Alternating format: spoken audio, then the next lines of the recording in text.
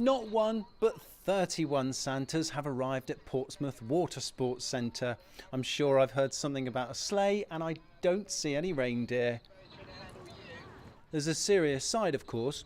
All these paddlers know that one day they too may need the help of the RNLI, one of the two charities for whom they're raising money.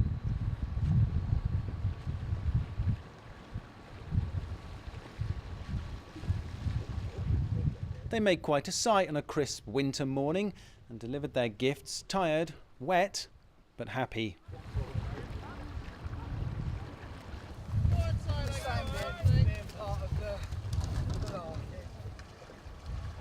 Chris Mockridge, Eastern Road for Solent News Now.